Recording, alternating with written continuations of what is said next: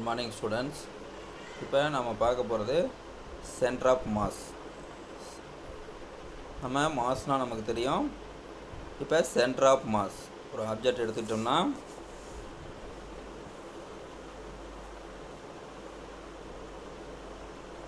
இது ஒரு ஆப்ஜெக்ட், இப்படி வட்டமாக இருக்கக்கூடிய ஒரு பொருள். இந்த பொருளில் சென்டர் ஆஃப் மாஸ் நம்ம இப்போ விரலில் இந்த பொருளை வச்சோம்னா அந்த பொருள் நமக்கு நிற்கும். அப்போ இதனுடைய மாஸ் எல்லாம் concentrated at a one point. அந்த ஒன் பாயிண்டில் கான்சன்ட்ரேட் ஆகியிருக்கக்கூடிய அந்த பாயிண்ட்டுக்கு பேர் தான் சென்டர் ஆஃப் மாஸ். இப்போ சென்டர் ஆஃப் வெயிட்டும் பார்க்கலாம். இப்போ நம்ம சென்டர் ஆஃப் மாஸ், அந்த மாஸு கான்சன்ட்ரேட் ஆகிக்கூடிய அந்த ஒன் பாயிண்ட், அது எங்கே வேணாலும் இருக்கலாம். இது ஒரு ரெகுலர் ஷேப், அதனால் இது சென்டரில் இருக்குது. ஒரு இர்ரெகுலர் ஷேப், இந்த மாதிரி இருக்கக்கூடிய ஒரு இர்ரெகுலர் ஷேப் எடுத்துக்கிறோம். இப்போ இந்த சென்டர் ஆஃப் மாஸையும் நம்ம கண்டுபிடிக்கலாம். அப்போ இதுலேயும் இந்த இர்ரெகுலர் ஷேப்லேயும் எப்படி இருக்கும், சென்டர் ஆஃப் மாஸுங்கிறது ஏதோ ஒரு பாயிண்ட், அது எங்கே வேணாலும் இருக்கலாம். நம்ம எக்ஸாம்பிளுக்கு சாதாரணமாக நம்ம விரலில் நிற்க வச்சு பார்க்கலாம். நம்ம விரலில் நம்ம சாதாரணமாக விளையாடுறதுக்காக ஒரு கார்ட்போர்ட் ஏதோ ஒரு அட்டையை எடுத்து இப்படி சுற்றுறோம்ல, அந்த மாதிரி ஏதோ ஒரு பாயிண்டில் வச்சோம்னா அந்த பாயிண்டில் நிற்கும். அந்த இடத்துல சென்டர் ஆஃப் மாஸ்ன்னு நம்ம அப்ராக்சிமேட்டாக எடுத்துக்கலாம். அது மாதிரி தான் இப்போ சென்டர் ஆஃப் மாஸ். அப்போ இந்த சென்டர் ஆஃப் மாஸினுடைய மோஷன், இயக்கம், சென்டர் ஆஃப் மாஸினுடைய இயக்கம் அப்படின்னா என்ன? இப்போ இப்படி வட்டமாக இருக்கக்கூடிய ஒரு பொருள், இப்போ இப்படி வட்டமாக இருக்கக்கூடிய ஒரு பொருள், இது என்ன பண்ணுறோம், உருட்டி விடுறோம். உருட்டி விட்டோம்னா அப்படியே உருண்டுக்கிட்டே போகும். அப்போ சென்டர் ஆஃப் மாஸும் இங்கேருந்து இங்கே போகுது. இந்த பொருள் நம்ம எடுத்துக்கூடிய ஆப்ஜெக்டும் இங்கேருந்து இங்கே போகுது. இப்போ இதில் இருக்கக்கூடிய சென்டர் ஆஃப் மாஸும் என்ன ஆகும், இங்கேருந்து இங்கே போகுது. ஒரு ஆப்ஜெக்ட் இங்கேருந்து இங்கே போகுதுன்னா அதனுடைய சென்டர், இந்த ஆப்ஜெக்ட்டுக்குன்னு ஒரு சென்டர் ஆஃப் மாஸ் இருக்கும், சிஎம் சென்டர் ஆஃப் மாஸ். அது என்ன ஆகும், இங்கேயும் போகும். அப்போ அந்த சென்டர் ஆஃப் மாஸினுடைய, இது ஆப்ஜெக்டினுடைய மோஷன், நம்ம சென்டர் ஆஃப் மாஸை மட்டும்தான் எடுத்துக்கிறோம். அந்த சென்டர் ஆஃப் மாஸினுடைய மோஷன், அதை பற்றி தான் நம்ம பார்க்க போகிறோம். சரி, when a rigid body moves, ஒரு solid body moves, centre of mass will also move along with the body. அப்போ ஒரு ஆப்ஜெக்ட் நகருதுன்னா சென்டர் ஆஃப் மாஸும் அந்த பாடியோடு சேர்ந்து நகரும். Also move along with the body. For kinematic quantities like velocity, அப்போ இங்கேருந்து இங்கே நகரணும்னா அதுக்கு என்ன இருக்கும், வெலாசிட்டி இருக்கும். ஒரு ஆப்ஜெக்ட் இந்த இடத்துலேருந்து இங்கே போகுதுன்னா அதுக்கு வெலாசிட்டி இருக்கும். வெலாசிட்டி இல்லாமல் எந்த ஆப்ஜெக்ட்டுமே மூவ் ஆகாது. ஒரு ஆப்ஜெக்ட் மூவ் ஆகுதுனாவே அதுக்கு வெலாசிட்டி இருக்கும். நாம் எதை பற்றி பார்க்குறோம், சென்டர் ஆஃப் மாஸை பற்றி பார்க்குறோம். அப்போ சென்டர் ஆஃப் மாஸினுடைய வெலாசிட்டி, அப்போ விசிஎம். அண்டு நகர்றது, நம்ம வெலாசிட்டினால் நகரக்கூடியது தான் நம்ம என்ன சொல்கிறோம், ஆக்சலரேஷன். வெலாசிட்டினால் இந்த வெலாசிட்டி சேஞ்ச் ஆச்சுன்னா அதுக்கு பேர் ஆக்சலரேஷன். இங்கே இருக்கிறப்ப, இந்த ஆப்ஜெக்ட் இந்த இடத்துல இருக்கிறப்ப இதனுடைய வெலாசிட்டி 0. இப்போ இது மூவ் ஆயிடுச்சு, அப்போ வெலாசிட்டி சேஞ்ச் ஆயிடுச்சு. அப்போ 10 ms - 1 அப்படிங்கிற வெலாசிட்டி அப்படின்னு எடுத்துக்கலாம். இங்கே சேஞ்ச் ஆயிடுச்சு. இந்த changes of velocity, rate of change of velocity, அதை தான் நம்ம ஆக்சலரேஷன்னு சொல்கிறோம். இப்போ நம்ம எதை பற்றி பார்க்க போகிறோம், சென்டர் ஆஃப் மாஸை பற்றி பார்க்க போகிறோம். அப்போ அந்த மாஸினுடைய ஆக்சலரேஷன் அது ஏசிஎம். நகர்றதுக்கு வெலாசிட்டினால் அதனுடைய acceleration ACM, VCM, ACM. The center of mass we can differentiate. நம்ம டிஃபரன்ஷியல் பண்ணுவோம். Expression for the position of centre of mass with respect to the time 1/3 twice respectively. அப்போ அந்த centre of mass expression for the position of centre of mass with respect to the time, டைமை பொறுத்து. அந்த centre of mass இந்த இடத்துல இருக்குதுன்னா இங்கேருந்து நகர்றதுக்கு ஒரு டைம் ஆகும். இங்கேருந்து போகுதுன்னா ஒரு வெலாசிட்டியில் இந்த இடத்துலேருந்து இந்த பக்கம் போகுது அப்படிங்கிறப்ப அதுக்கு ஒரு வெலாசிட்டி இருக்கும். அது எதை பொறுத்து, டைமை பொறுத்து. அதனால தான் நம்ம A = dv/dt அப்படின்னு சொல்கிறோம். dv/dt டைமை பொறுத்து இருக்கக்கூடிய வெலாசிட்டி சேஞ்சஸுக்கு பேர் தான் acceleration. For simplicity, let us the motion along the x direction. இப்போ நம்ம ஒரு பொருள் நகர்றதை எடுத்துக்கிறோம். ஒரு பொருள் இந்த இடத்துல இருந்து இந்த இடத்துக்கு நகருது. அப்போ அது அலாங் த எக்ஸ் டைரெக்ஷனில் மட்டும் நகர்றதா எடுத்துக்கிறோம். எக்ஸ் டைரெக்ஷனில் மட்டும் ஒரு பொருள் நகர்றதா எடுத்துக்கிறோம். இந்த பொருள் நகருச்சுன்னா அதனுடைய சென்டர் ஆஃப் மாஸும் எக்ஸ் டைரெக்ஷனில் தான் நகரும். அதனுடைய யூனிட் வெக்டார் ஐ கேப் இல்லைனா இனிஷியல் அப்படின்னு எடுத்துக்கலாம். இப்போ இங்கே ஐங்கிற இனிஷியல்னு எடுத்துக்கலாம். இப்போ அந்த எக்ஸில் மட்டும் நகருது. அப்போ எக்ஸ் ஐயில் மட்டும் நகர்றதா நம்ம எடுத்துக்கிறோம். இப்போ நம்ம முன்னாடியே ஃபார்முலா பார்த்துருக்குறோம். விசிஎம்முக்கான ஃபார்முலா நம்ம v = dx/dt, rate of change of displacement. அப்போ dx/dt இது வெலாசிட்டி. இப்போ நம்ம எதை பற்றி பார்க்க போகிறோம்? இது ஒரு வெக்டார் குவான்டிட்டின்னு நமக்கு தெரியும். அப்போ டிஸ்பிளேஸ்மெண்ட்டும் ஒரு வெக்டார் குவான்டிட்டி. இப்போ இதெல்லாம் சென்டர் ஆஃப் மாஸை பற்றி தான் பார்க்க போகிறோம். அப்போ VCM v vector cm = d/dt of x vector cm. அவ்வளோதான். இப்போ இது முன்னாடியே நம்ம பார்த்துருக்குறோம். இதுக்கு முன்னாடியே இதனுடைய ஃபார்முலா. அப்போ விசிஎம் = சமேஷன், இது பேர் summation of MI divided by அங்கே கேபிட்டல் எம்ன்னு இருந்திருக்கும். அங்கே கேபிட்டல் எம்ன்னு இருக்கும். அந்த கேபிட்டல் எம்முங்கிறதும் என்னது? எம்ஐ தான். அப்போ எம்ஐ நம்ம முன்னாடி இருக்கக்கூடிய விசிஎம் அப்படியே எழுதிக்கலாம். dxi/dt. சரி, அதில் இருந்து இப்போ என்ன பண்ணிக்கிறோம்? விசிஎம் இப்போ dxcm/dt. இதை நம்ம என்னன்னு சொல்லலாம்? dxi/dt, rate of change of displacement. இதை விஐன்னு சொல்லலாம். அப்போ முன்னாடி என்ன இருக்குது? எம்ஐ, அதுக்கப்புறம் விஐ. அப்போ விசிஎம் = சமேஷன் ஆஃப் MI/VI/MI. வேறு எதுவுமே மாற்றலை. இது மட்டும்தான் வெலாசிட்டியாக மாறுது. டிஸ்பிளேஸ்மெண்ட் வெலாசிட்டியாக மாறுது. ஏன்னா அதை டிஃபரன்ஷியேட் பண்ணுறோம். டிஃபரன்ஷியேட் பண்ணோம்னா அது வெலாசிட்டியாக மாறுது. அப்போ MI/VI/MI. இப்போ ஆக்சலரேஷன் என்ன பண்ணோம்? விசிஎம்னுடைய டிஃபரன்சியேஷன். விசிஎம்மை டிஃபரன்ஷியேட் பண்ணால் ஆக்சலரேஷனாக மாறிடும். அப்போ d/dt ஆஃப் இது என்னது? விசிஎம் என்னது? இங்கே நம்ம பார்த்துருவோம். VCM = dxcm/dt.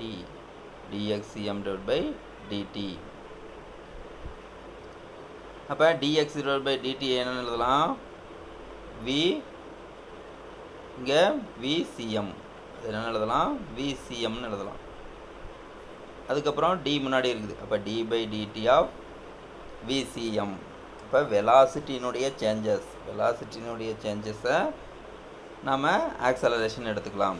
அப்போ வெலாசிட்டியினுடைய சேஞ்சஸ் /dt.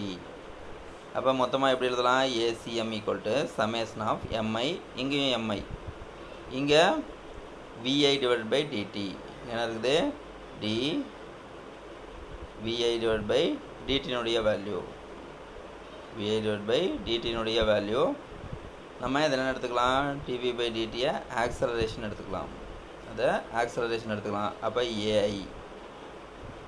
அப்போ ACM = சமேஷன் ஆஃப் MI/AI.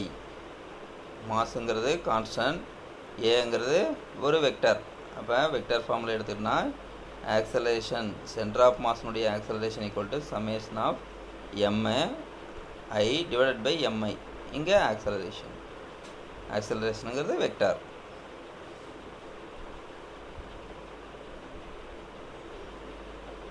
சரி, இதிலேருந்து நம்ம என்ன தெரிஞ்சுக்கிறோம் அப்படிங்கிறது தான் கீழே இருக்கக்கூடியது. The absence of external force F external = 0. இப்போ எக்ஸ்டர்னல் ஃபோர்ஸ் இல்லாமல் இருந்தால், F external = 0வாக இருந்தால், ACMல F external force இல்லாமல் இருந்தால் individual rigid body system can move shift due to the internal forces. அப்போ ஒரு ரிஜிட் பாடி, இதுதான் ரிஜிட் பாடி. ஒரு திண்ம பொருள். ரிஜிட் பாடிங்கிறது ஒரு திண்ம பொருள். அப்போ திண்மத்தினாலான ஒரு பொருள் எக்ஸ்டர்னல் ஃபோர்ஸை கொடுத்தோம்னா, எஃப் எக்ஸ்டர்னலில் கொடுத்தோம்னா இது நகரும். இப்போ என்னாச்சு, எக்ஸ்டர்னல் ஃபோர்ஸு 0, அப்போ கொடுக்கவே இல்லை. அப்போ இது மூவ் ஆகணுன்னா சென்டர் ஆஃப் மாஸ் எங்கே இருக்குது, இது சென்ட்ரலில் இருக்குது. இப்போ இது மூவ் ஆகுன்னா இதனுடைய இன்டர்னல் அப்படின்னா உள்ளுக்குள்ளே, அப்போ உள்ளுக்குள்ளே இருந்து ஒரு ஃபோர்ஸ் ஆக்ட் பண்ணால் தான் அது இயங்க முடியும். அது உள்ளுக்குள்ளே இருந்து ஒரு ஃபோர்ஸ் ஆக்ட், எக்ஸ்டர்னல் ஃபோர்ஸ் இல்லாதனால ஷிஃப்ட் ஒன்லி, அது இன்னொரு இடத்துக்கு போகணுன்னா அதுக்குள்ளே இருக்கக்கூடிய இன்டர்னல் ஃபோர்ஸ் தான் ஒர்க் பண்ணும். The will not affect the position of the centre of mass. அந்த இன்டர்னல் ஃபோர்ஸ் என்ன பண்ணும் அப்படின்னா அந்த சென்டர் ஆஃப் மாஸை எதுவுமே பண்ண முடியாது. அப்போ வில் நாட் அஃபெக்ட், அதை எதுவுமே அஃபெக்ட் பண்ணாது.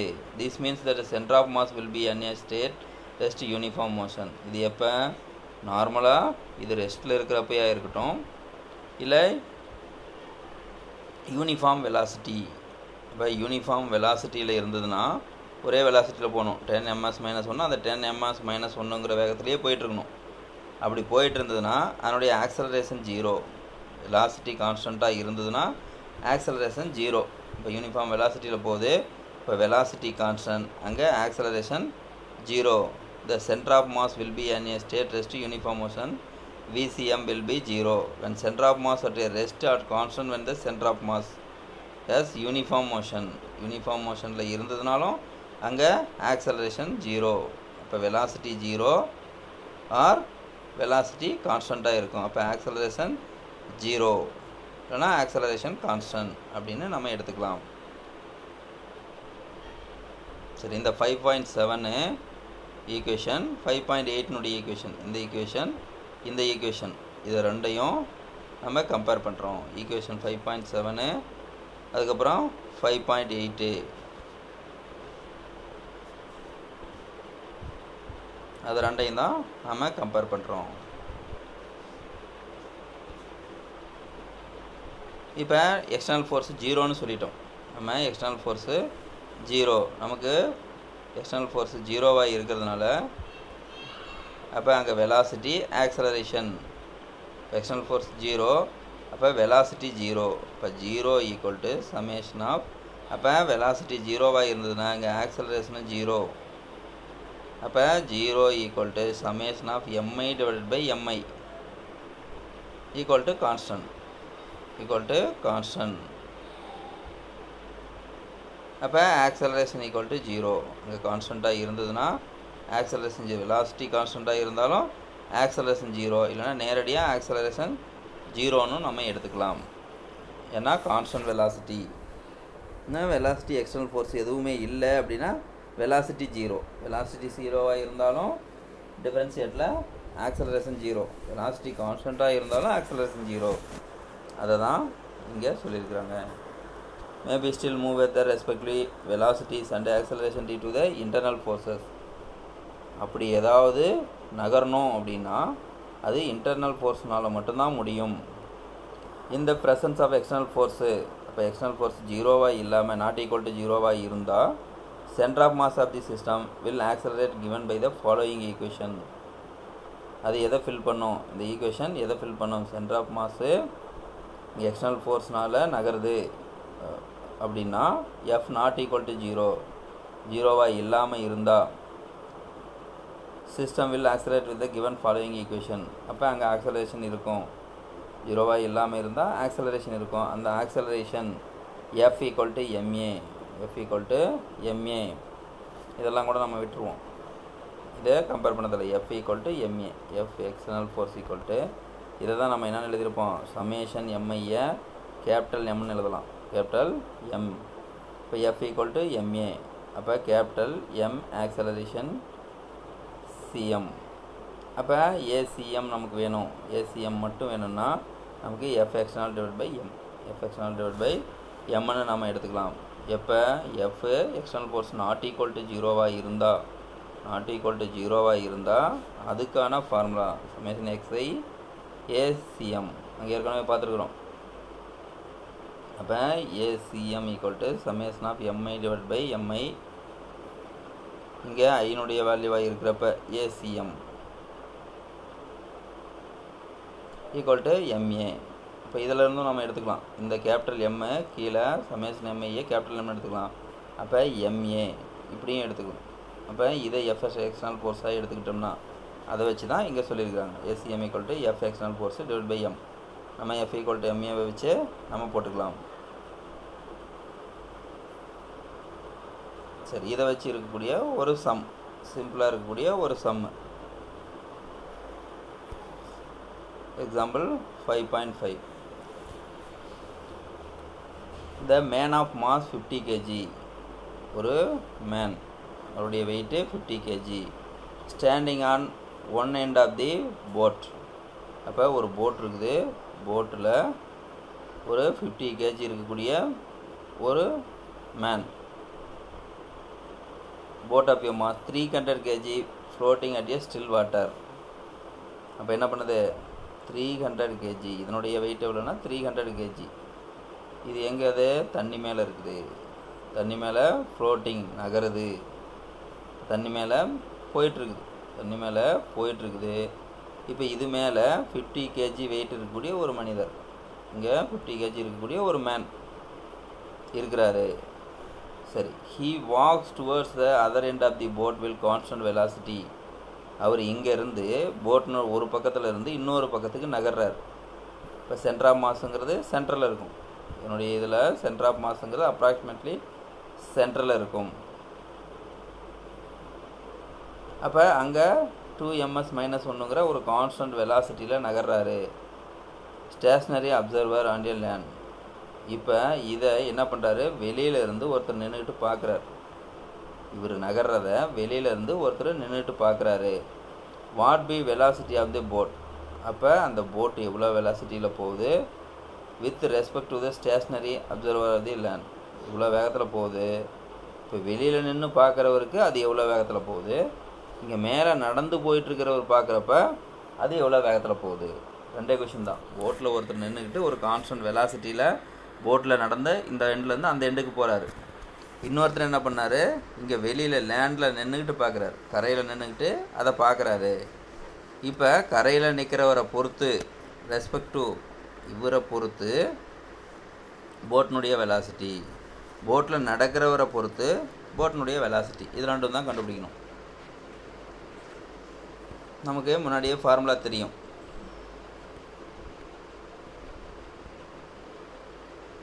த friction between the man and the boat. நம்ம என்ன பண்ண, இந்த போட்டு மேலே நடக்கக்கூடிய மேனு என்ன பண்ணுவார், அவருடைய ஃபுட் பாதம் என்ன பண்ணும், இந்த போட்டு மேலே நடக்கும். அப்போ அங்கே ஒரு ஃப்ரிக்ஷன் உராய்வு இருக்கும். உராய்வு இருந்தால் தான் நடக்க முடியும். இதெல்லாம் நம்ம முன்னாடியே பார்த்துருக்குறோம். அப்போ உராய்வு இருக்கும்.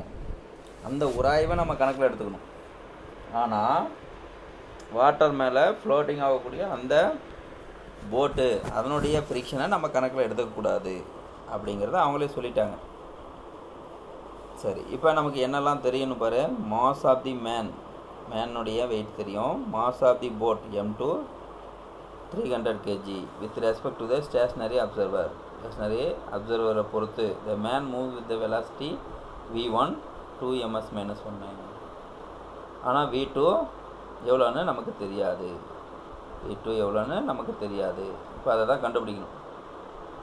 சரி, first to determine the velocity of the boat with respect to the stationary observer. வெளியில் இருக்கக்கூடிய நின்றுட்டு இருக்கிறவரை பொறுத்து வெலாசிட்டியை நம்ம கண்டுபிடிக்கிறோம்.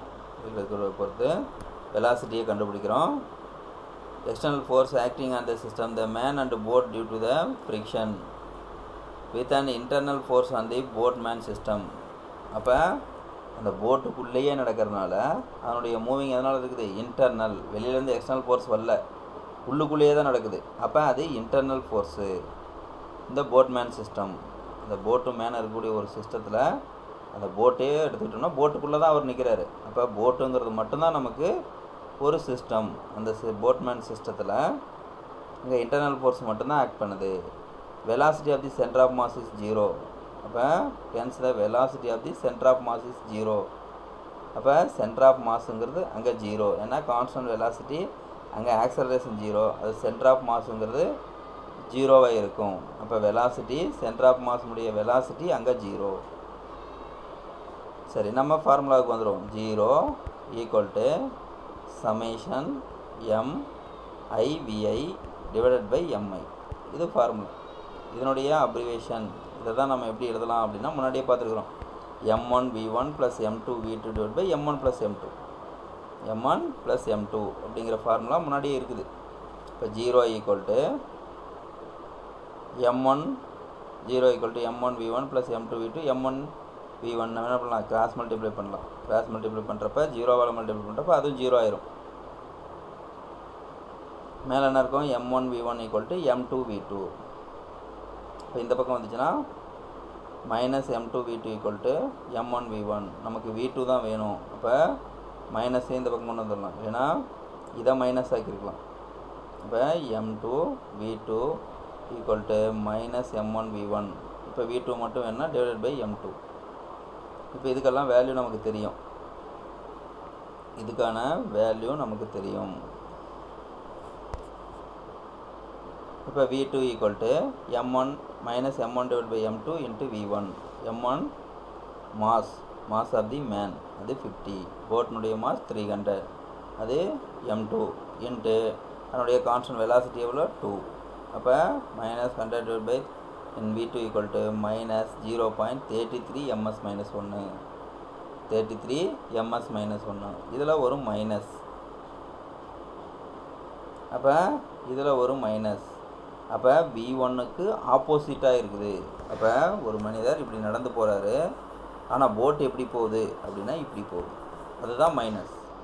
போட்டு எப்படி போகுது அப்படின்னா இப்படி போகுது. அவர் நடக்கிறதுக்கும் ஆப்போசிட்டில் போயிட்டுருக்கு. அதுக்கு தான் இந்த minus. Negative sign option implying that the boat move the direction opposite to the walking man to the boat of the stationary observer of the land. வெளியில் இருக்கிறத பொறுத்து அவர் நடக்கிறதுக்கு ஆப்போசிட்டில் போயிட்டுருக்குது. இப்போ determine the velocity of the boat with respect to the walking man. இப்போ walking மேனை பொறுத்து, முன்னாடி வெளியில் இருக்கிற லேண்டில் நிற்கிறவரை அப்சர்வரை பொறுத்து, இப்போ இங்கே போட்டில் நடக்கக்கூடிய மேனை பொறுத்து. அப்போ மேனை பொறுத்து இங்கே போட்னுடைய வெலாசிட்டி. அப்போ V21. இப்போ மேனை பொறுத்து போட்னுடைய வெலாசிட்டி, ரிலேட்டிவ் வெலாசிட்டி, ரெண்டையும் ரிலேட் பண்ணுறோம். ரிலேட்டிவ் வெலாசிட்டிக்கான ஃபார்முலா நமக்கு தெரியும் ஏற்கனவே. V21 இருந்ததுன்னா இப்போ V21 = V2 - V1. அங்கே VABன்னு பார்த்துருப்போம். VAB = VA - VB அப்படிங்கிற ஃபார்முலாவை பார்த்துருக்கோம். அதிலேருந்து வந்தது தான் V2 - V1. V2 நம்ம கண்டுபிடிச்சிருக்கிறோம். V1 ஆல்ரெடி இங்கே இருக்குது, 2 ms - 1. அப்போ இதிலேருந்து இதை மைனஸ் பண்ணலாம்.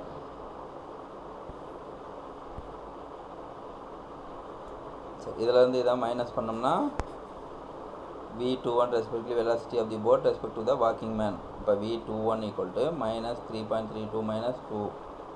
இப்போ வரக்கூடியது என்ன இருக்குது, ரெண்டும் மைனஸ். அப்போ -2.33 ms - 1. இப்போ V21ங்கிற ரிலேட்டிவ் வெலாசிட்டி 2.33 ms - 1. இப்போ முன்னாடி இருந்த வெலாசிட்டியை விட இது அதிகமாக இருக்குது. முன்னாடி வெளியிலேருந்து பார்க்குறவனுடைய வெலாசிட்டியை விட மேனுடைய வெலாசிட்டி அதிகமாக இருக்குது. அப்போ போட்னுடைய வெலாசிட்டியும் அதுக்கப்புறம் இவர் நடந்து போகிற வெலாசிட்டி ரெண்டையும் சேர்ந்த வெலாசிட்டியில் அது போகுது. அவர் பார்க்குறப்ப எப்படி இருக்குது, மேனை பொறுத்து எவ்வளோ வெலாசிட்டியில் போகுது, ஏற்கனவே 2ங்கிற வெலாசிட்டியில் போகுது. அதுக்கப்புறம் +33 வெலாசிட்டியில் போகுது. ரெண்டும் சேர்ந்து 233ங்கிற வெலாசிட்டியில் போகுது. 2.33. சரி, இங்கே வரக்கூடிய மைனஸ்ங்கிறது இந்த போட்டை பொறுத்து. அப்போ வெளியில் ஒருத்தர் நின்றுட்டுருக்கிறாரு, போட்டு இங்கே இருக்குது, போட்டு மேலே ஒருத்தர் நடந்து போகிறார். அவர் போட்டு எந்த சைடு போகுதோ அதுக்கு ஆப்போசிட்டில் நடந்து வர்றார். அதுக்கு போட்டு எந்த சைடு போகுதோ அதுக்கு ஆப்போசிட்டில் நடந்து வர்றார். வெளியில் இருக்கிறவருக்கும் எப்படி இருக்குது, அந்த போட்டு அவருக்கு ஆப்போசிட்டில் போயிட்டுருக்குது, அதுக்கு ஆப்போசிட்டில் வந்துட்டுருக்குது. இவர் இருக்கிற இடத்துல இருந்து அதுக்கு ஆப்போசிட். அதனால தான் ரெண்டுமே மைனஸ். வெளியில் இருக்கிற அப்சர்வரை பொறுத்தும் போட்டு நெகட்டிவ் சைனில் இருக்குது. அப்போ அது ஆப்போசிட்டில் போகுது. மேலே 2 ms - 1ங்கிற கான்ஸ்டன்ட் வெலாசிட்டியில் போயிட்டுருக்கிறவருக்கும் அந்த போட்டு ஆப்போசிட்டில் வந்துட்டுருக்குது அப்படிங்கிறத நம்ம தெரிஞ்சுக்கலாம். அதனால தான் ரெண்டுலேயுமே மைனஸ்.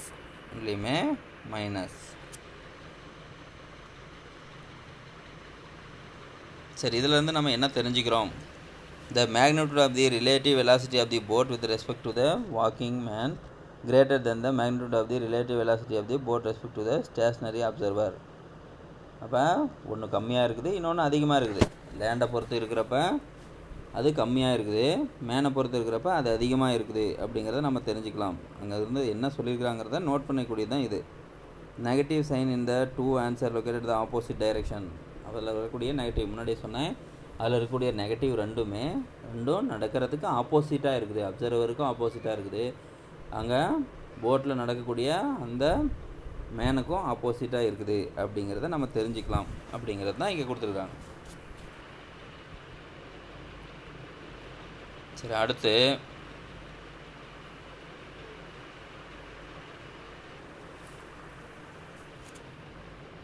அடுத்து நம்ம பார்க்கக்கூடியது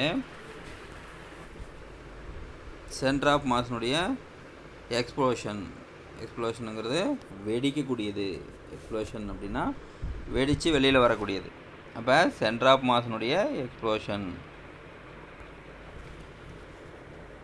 many times rigid bodies are broken into the fragments. அது உடையுது. Explosion is caused by the internal force in a body which at the rest or motion. அப்போ மோஷனில் இருக்கக்கூடிய இல்லைனா ரெஸ்ட்டில் இருக்கக்கூடிய பாடிஸ் அதனுடைய இன்டர்னல் ஃபோர்ஸ்னால் அது என்னாவது broken into the explosion. அப்போ broke-up ஆகுது. அப்போ state or centre of mass not affected. அப்போ அதனால் என்ன ஆகாது, சென்டர் ஆஃப் மாஸுங்கிறது எந்த அஃபெக்டும் ஆகாது. Continues to be the same state rest or motion but the kinematic quantities the fragment get affected. If the explosion case the external agency அதனுடைய kinematic quantities அது இல்லாமல் சென்டர் ஆஃப் மாஸ் மட்டும் affect ஆகாது. மீதி இருக்கக்கூடிய பாடிஸ் அதான் kinematic quantities. மீதி இருக்கக்கூடிய ஆப்ஜெக்டில் மீதி இருக்கக்கூடிய பகுதி எல்லாமே அஃபெக்ட் ஆகும். External agency then the kinematic quantities centre of mass will be fragment get affected. சரி, இதை ஒரு எக்ஸாம்பிளில் நம்ம தெரிஞ்சுக்க முடியும். அதுக்காக தான் இது. இப்போ எக்ஸாம்பிள் 5.6 இங்கே என்ன சொல்லியிருக்கிறாங்க, ஏ ப்ரொஜெக்டில் ஆஃப் மாஸு. ப்ரொஜெக்டில் அப்படின்னாவே நமக்கு தெரியும். அப்போ ஒரு எரிபொருள் எவ்வளோ 5 kg மாஸ் இருக்கக்கூடிய ஒரு ப்ரொஜெக்டில் தூக்கி எறிகிறோம். இந்த கோர்ஸ் ஆஃப் மோஷன் எக்ஸ்ப்ளோர்ஸ் இந்த ஓன் இன்டு த 2 ஃப்ராக்மெண்ட். அது என்னாவது 2 பீஸாக உடையுது. ஒன்றா இருக்கக்கூடிய ஆப்ஜெக்ட்டு தூக்கி எறிகிறப்ப இது என்னவா உடையுது, 2 பீஸாக மாறுது. 2 பீஸாக உடஞ்சிருச்சு. broken into the 2 pieces. அப்போ fragment of mass 3 kg falls at 3/4 of the range projectile. Will the other fragment fall? அப்போ இது ரெண்டாக உடஞ்சிருச்சு. ஒன்று 3 kg, இன்னொன்று 2 kg. ஒன்று 2 kg, இன்னொன்று 3 kg. அப்போ இது ரெண்டாக உடஞ்சிருச்சு. இப்போ 3 kg எவ்வளோ தூரத்தில் போய் விழுது? அப்போ இங்கேருந்து ஒரு ப்ரொஜெக்டில் இதை தூக்கி போட்டோம்னா இங்கே போய் விழும். இதுதான் அதனுடைய ரேஞ்சு.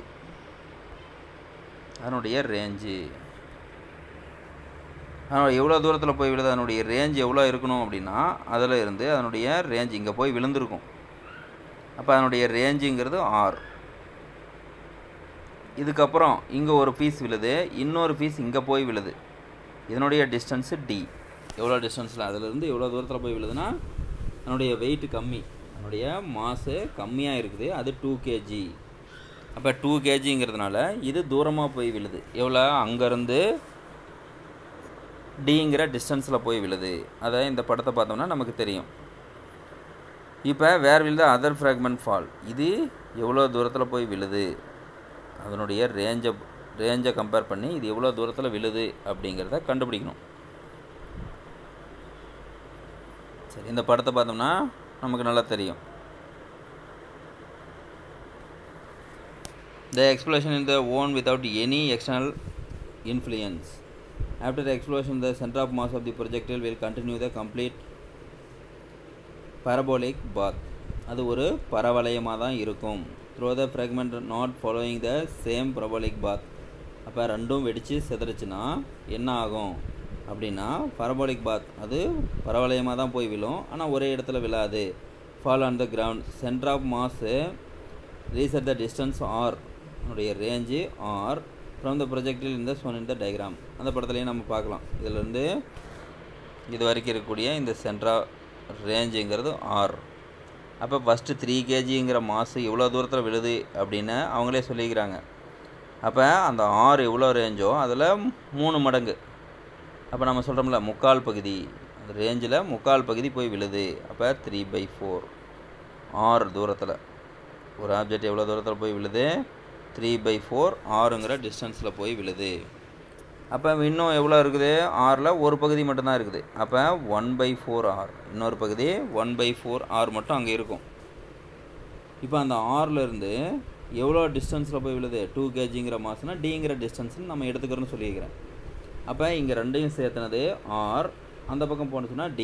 எவ்வளோ டிஸ்டன்ஸு, r + dங்கிற டிஸ்டன்ஸ். அப்போ 2 kgங்கிற மாசு எவ்வளோ டிஸ்டன்ஸில், r + dங்கிற டிஸ்டன்ஸ். இவ்வளோ மட்டும்தான் நம்ம படத்தில் தெரிஞ்சுக்கிறோம். Origin fixed in the final position. Origin fixed the final position. அந்த ஆரிஜினை தான் ஃபைனல் பொசிஷனாக நம்ம எடுத்துக்கிட்டோம்னா centre of mass principle of the moment holds good. அப்போ நமக்கு ஃபார்முலா தெரியும், எக்ஸுங்கிற டைரெக்ஷனில் மட்டும்தான் போகுது. அப்போ அதே mass m1 x1 = m2 x2, m1 x1 = m2 x2. அப்போ ரெண்டாக பிரியுது. m1ங்கிறது 3 kg, m2ங்கிறது 2 kg. இங்கே கொடுத்துறாங்க m1ங்கிறது 3 kg, m2ங்கிறது 2 kg. அப்போ x1ங்கிற டிஸ்டன்ஸ் அப்போ 3/4 r. அப்போ x2ங்கிற டிஸ்டன்ஸ் அந்த dங்கிற டிஸ்டன்ஸ் அவ்வளோ இருந்து எவ்வளோ டிஸ்டன்ஸ், அப்போ dங்கிற distance.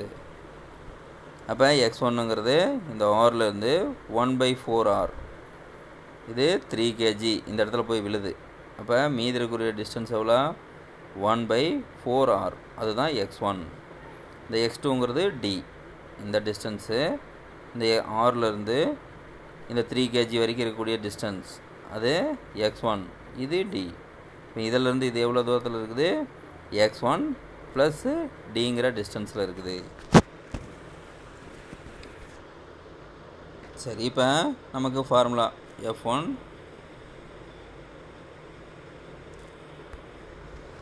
m1 x1 = m2 x2. அப்போ m1ங்கிறது 3 kg, x1ங்கிறது 1/4 r = 2 × x2ங்கிறது dங்கிற distance.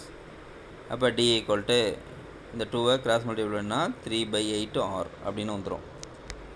The distance between the point of the launching and position 2 kg of mass r + d. எவ்வளோ டிஸ்டன்ஸில் இருக்குது, r + dங்கிற டிஸ்டன்ஸில் இருக்குது. d தான் நம்ம கண்டுபிடிச்சிக்கிறோம். அப்போ r + d, r + 3/8 r. அப்போ 11/8 r = 1.375 r. இப்போ 2 kgங்கிற மாசு எவ்வளோ டிஸ்டன்ஸில் இருக்கும் அப்படின்னா 1.375 r. இப்போ 1 விட அதிகமாக இருக்கும், 6 விட அதிகமாக இருக்குது. 1 இருந்ததுன்னா r, இப்போ 6 விட அதிகமாக இருக்குது. எவ்வளோ அதிகமாக இருக்குது, 375 r அளவுக்கு அதிகமாக இருக்குது. இப்போ fragment falls on the distance of 1.375 r the point launching. Here r is the range of the projectile. rங்கிறது நமக்கு முன்னாடியே படித்ததுனால நமக்கு தெரியும், rங்கிறது range of the projectile. அப்போ அதை விட 375 அப்படிங்கிற டிஸ்டன்ஸில் போய் விழும். இதை விட ரேஞ்சை விட ரேஞ்சில் 375.